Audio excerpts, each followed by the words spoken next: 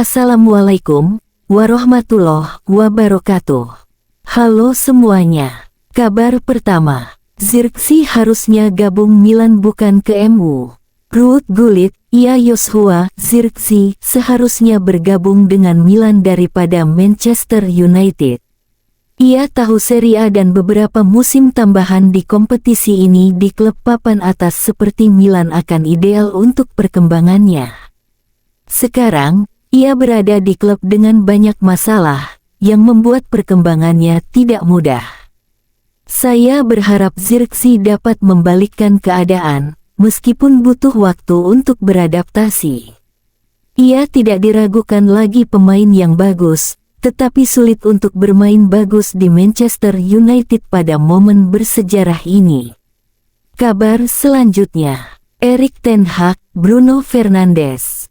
Kartu kuning itu dibatalkan, jadi mereka mengakui ada kesalahan pada hari Minggu, dan ini sangat tidak beruntung. Bruno memberikan segalanya untuk mencetak gol, dia berada di tempat yang tepat pada saat yang tepat. Kabar selanjutnya, resmi, Cido Obi Martin secara resmi diperkenalkan sebagai pemain Manchester United. Cido Obi Martin via Instagram sangat senang menandatangani kontrak dengan klub yang luar biasa ini. Saatnya untuk fokus dan meraih semua impian saya. Terima kasih kepada semua orang yang telah membantu saya mencapai sejauh ini. Kabar selanjutnya, Ruud van Nistelrooy akan ditawari pekerjaan sebagai pelatih Manchester United sementara jika Erik ten Hag dipecat. Namun, Van Nistelrooy khawatir dianggap sebagai orang yang mengkhianati Erik ten Hag. Seorang sumber di Belanda mengatakan, Van Nistelrooy adalah orang yang berprinsip. Dia merasa dikhianati di Eindhoven, dan dia tidak ingin dianggap sebagai orang yang berkhianat di belakang Erik ten Hag. Ada ketegangan antara Erik ten Hag dan Van Nistelrooy seiring berkembangnya spekulasi bahwa ex-penyerang United itu direkrut oleh Ineos pada musim panas karena ia akan menjadi pilihan yang aman jika terjadi pergantian manajer. Ada beberapa kejutan di Manchester United minggu ini ketika Erik ten Hag mengizinkan kru film Belanda masuk ke Carrington untuk memfilmkan Rene Hake saat sesi latihan. Hake kemudian memberikan wawancara di mana ia menyatakan bahwa ia adalah orang kedua yang memegang komando. Simon Mullock Mirror. Kabar selanjutnya, on this day tanggal 6 Oktober tahun 1956, Sir Bobby Charlton menjalani laga debut berseragam Manchester United dalam laga menghadapi Charlton Athletic. Dalam laga ini ia langsung melesatkan 2 gol, masing-masing di menit 32 dan 37 untuk menentukan kemenangan 3-1 tim tuan rumah. Ia memperkuat United selama 17 musim, dengan mencetak 249 gol dalam 758 penampilan resmi berseragam United. And the rest is history. Kabar selanjutnya, foto, prediksi starting 11 Manchester United untuk laga menghadapi Aston Villa malam ini. Kabar selanjutnya, Erik ten Hag, saya sangat senang dengan kembalinya Rasmus Højlund. Saya pikir ia bermain dengan baik, tetapi kami tidak dapat memainkannya dalam 2 bulan pertama musim ini. Semoga ia sekarang bugar. Ia terus meningkatkan tingkat kebugarannya dan ia juga memiliki musim yang bugar dan konsisten yang akan membantu kami.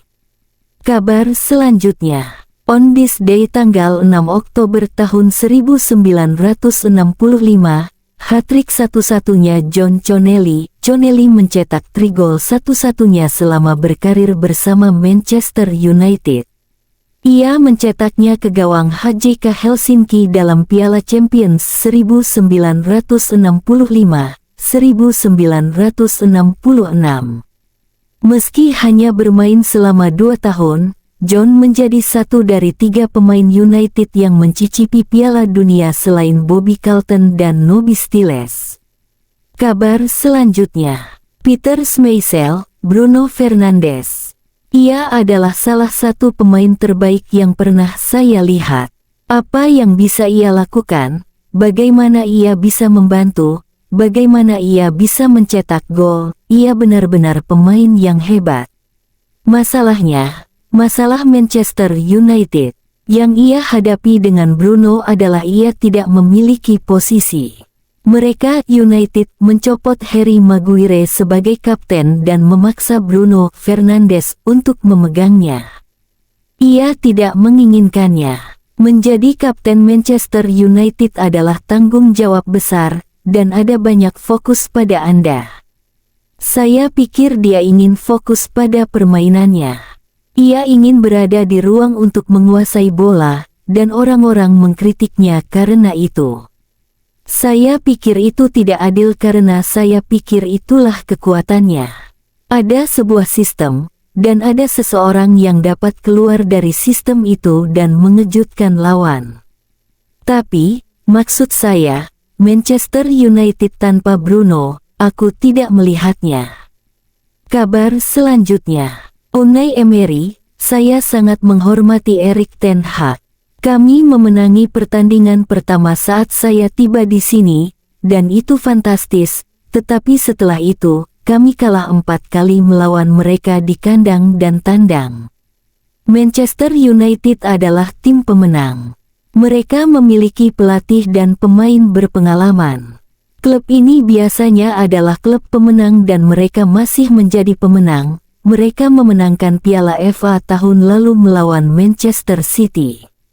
Mereka tidak mendapatkan hasil yang baik secara konsisten di Premier League, tetapi hanya bermain 1 pertandingan, mereka dapat mengeksploitasi kapasitas dan keterampilan mereka dengan penampilan yang luar biasa.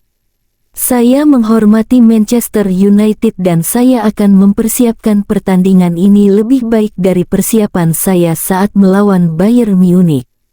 United tidak bermain di Liga Champions. Sekarang mereka bermain di Liga Eropa, tetapi mereka adalah tim dengan pemain dan pelatih berkualitas, seperti tim yang kami hadapi di Liga Champions. Kabar selanjutnya, Manchester United telah mendekati Simone Inzaghi selama berbulan-bulan dan bahkan menghubungi pemain Italia itu melalui panggilan telepon ke perantara baru-baru ini. Inzaghi mengonfirmasi bahwa ia sangat bahagia di Inter Milan. Fabrizio Biasin. Kabar selanjutnya, Peter Schmeichel, Diogo Dalot. Evolusi dan perkembangannya luar biasa. Ia bisa diandalkan, dia jarang membuat kesalahan. Dia bermain di kiri atau kanan, dia punya kemampuan untuk masuk ke tengah lapangan, dan menjadi pemain tambahan. Dalot benar-benar luar biasa. Kabar selanjutnya, Matthijs de Ligt, dalam karir saya tidak pernah memiliki pelatih lebih dari 1,5 musim. Jadi ini adalah sesuatu yang saya harap dapat saya miliki sekarang karena saya memiliki pelatih atau manajer yang bertahan lebih lama dengan saya sebagai pemain. Saya telah bermain dengan banyak bek tengah yang hebat. Namun, jika saya menyebutkan satu nama yang menurut saya merupakan kemitraan terbaik, yang membuat saya merasa kami bekerja paling baik, itu adalah Daley Blind karena saya memiliki hubungan yang sangat baik dengannya.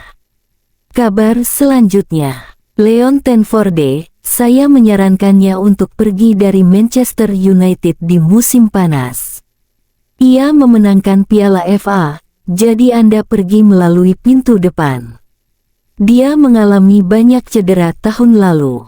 Namun kemudian pelatih berpikir, saya bisa membalikkan keadaan. Menurut United, berapa lama ini bisa berlangsung?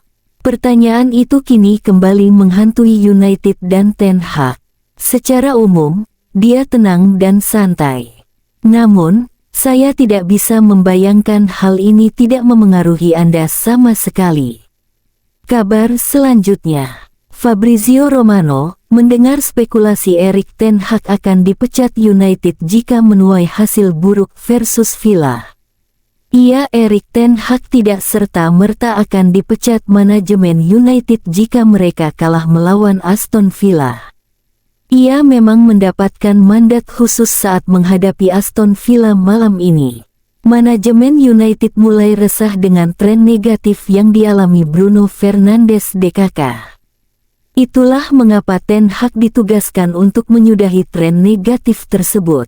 Sang pelatih diharapkan mampu membawa Manchester United meraih poin penuh di kandang Aston Villa hari ini. Kabar selanjutnya, selamat kepada Lisandro Martinez dan Muri Lopez Benitez yang sedang menantikan kelahiran bayi. Itulah kabar pada hari ini. Jangan lupa untuk like dan subscribe, agar tidak ketinggalan kabar baru lainnya dari kami. Wassalamualaikum warahmatullahi wabarakatuh. Sampai jumpa.